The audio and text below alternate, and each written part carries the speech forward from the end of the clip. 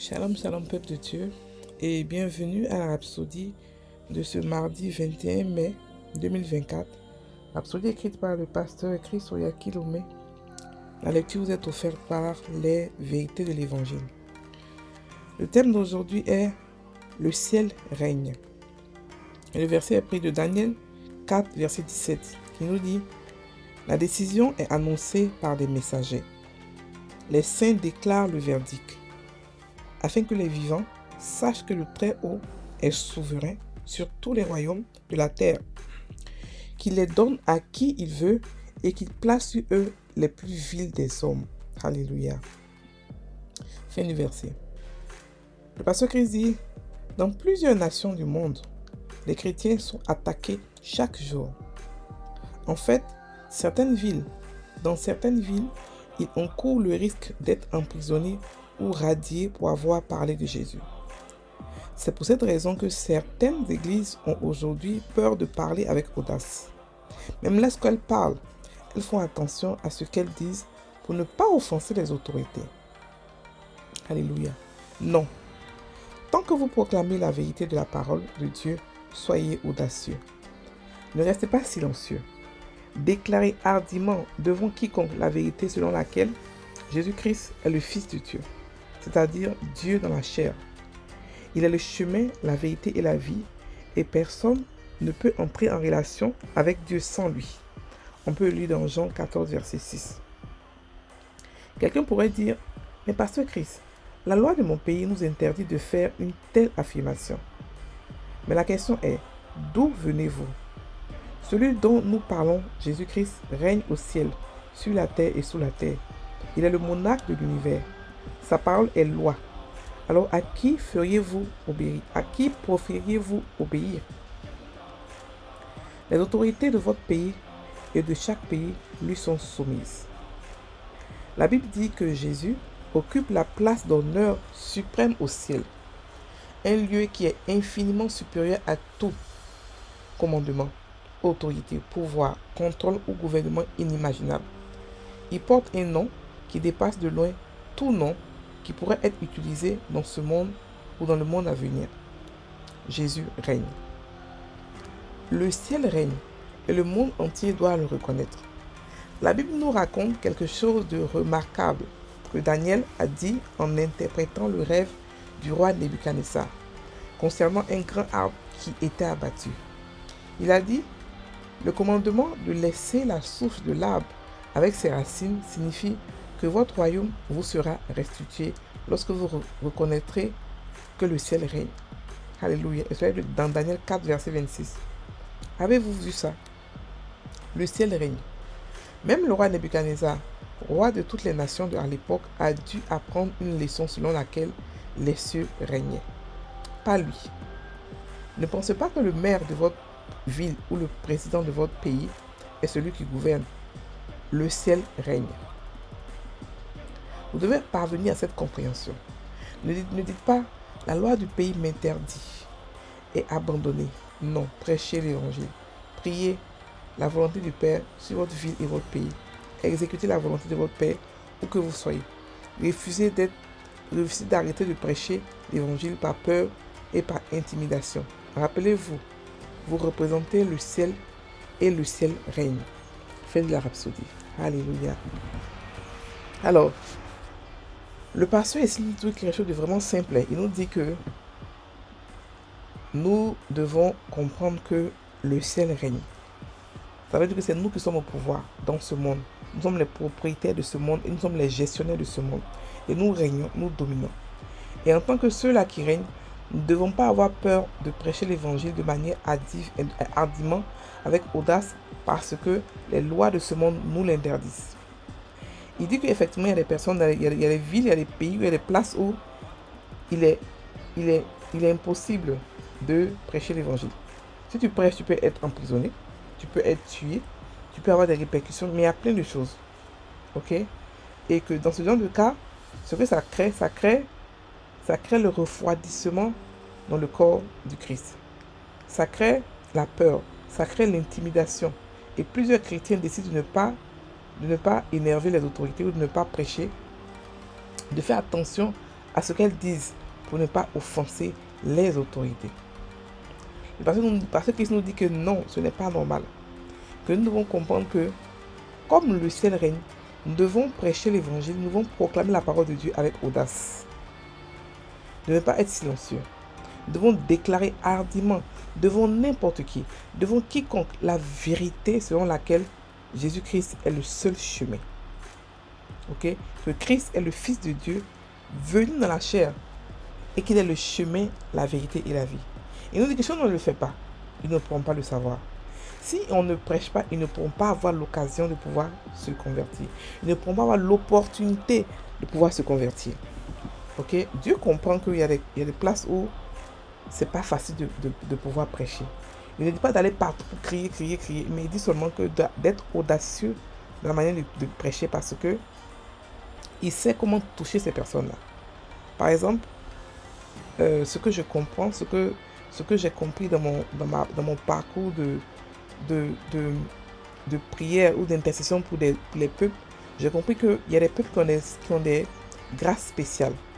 Il y a des peuples où l'homme ne peut pas prêcher, surtout les pays arabes, il est pratiquement impossible de prêcher là-bas, sous peine de mort. Donc ce que Dieu fait dans ce genre de situation, Jésus apparaît lui-même aux gens là-bas. Ok?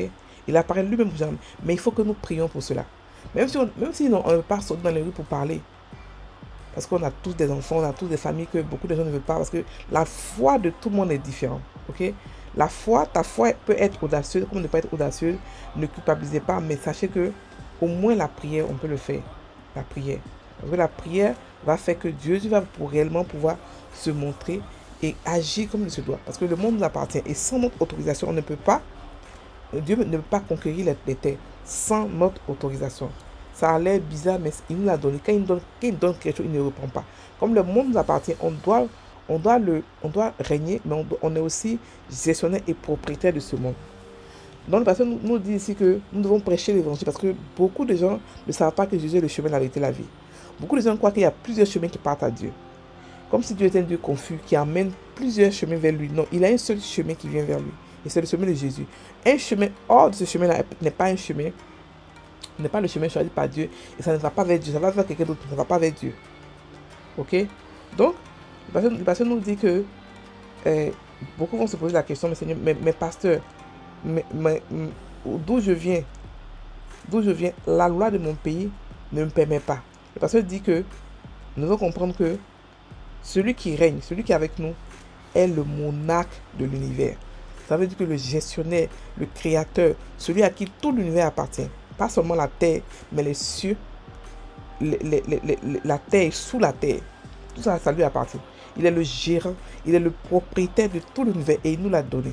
Et parce qu'il nous l'a donné, les autorités de notre pays lui sont soumises. Elles lui sont soumises.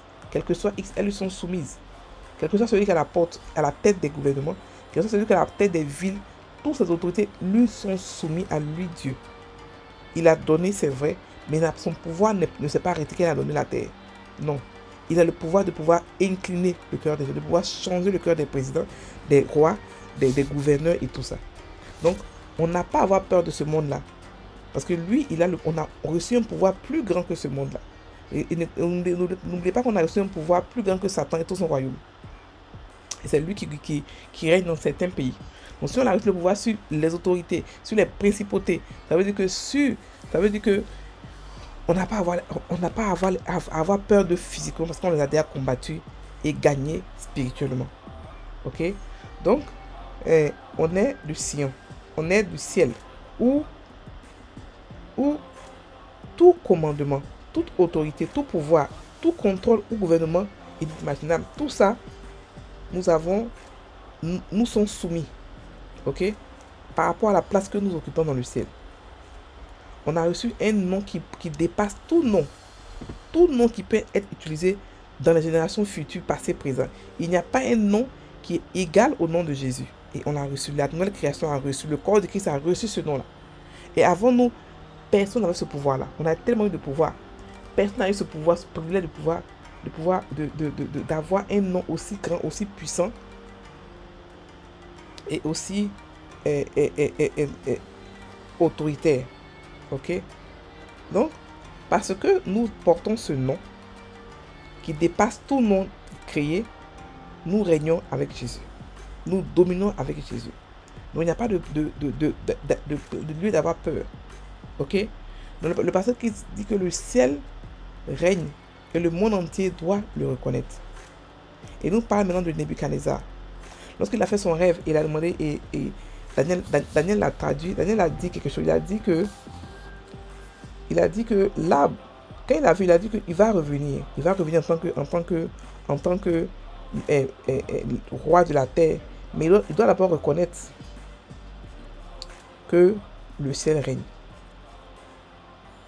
Il dit qu'il va revenir, mais seulement lorsqu'il va reconnaître que ce n'est pas lui que le roi. Il est là physiquement, mais spirituellement, ce monde appartient à quelqu'un d'autre. Il est venu le trouver là, parce que quelqu'un l'avait déjà créé. Donc il n'est pas le monarque de l'univers. Mais le monarque de l'univers, c'est réellement Dieu. Ok? Donc le passage qui nous dit que le ciel règne.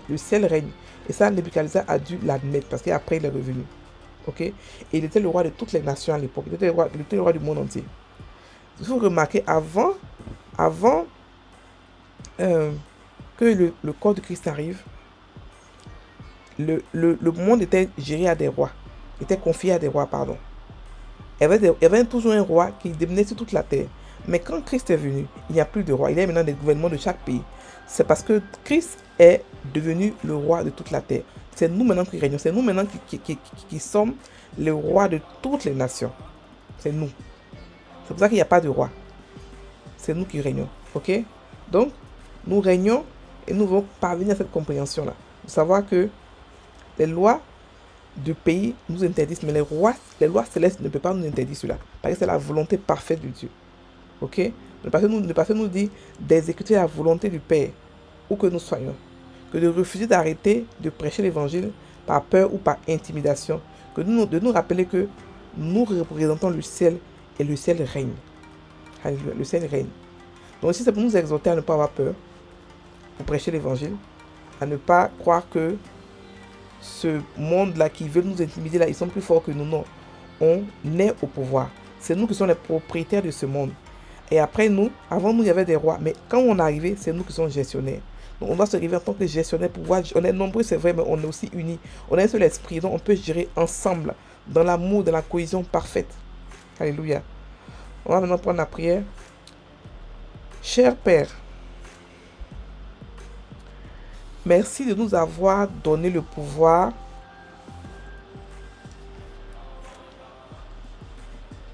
et l'autorité dans le nom de Jésus. Pour régner et pour gouverner dans cette vie. Je proclame en tant que représentant de ton royaume ici, que les nations sont libérées de l'esclavage et de la tromperie.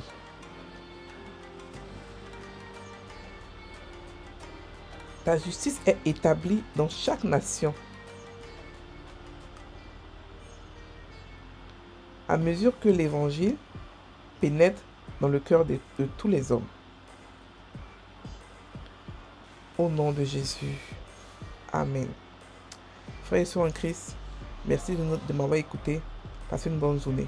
Un petit rappel que nous avons une communauté privée, LVI, communauté payante privée, 100 € par an, qui vous apprend à grandir, qui vous accélère spirituellement pour vous aider à posséder votre héritage financier en Christ. Et ensuite, on a aussi une école, une académie de prospérité appelée monarch.com avec 2 N. Là-bas, on apprend, on combine la sagesse spirituelle, la sagesse financière, le développement personnel. On a créé des cours qui prennent les trois là, des cours d'entrepreneuriat et des cours de biblique. Vous êtes libre de nous visiter et de vous inscrire en tant qu'étudiant. Soyez bénis.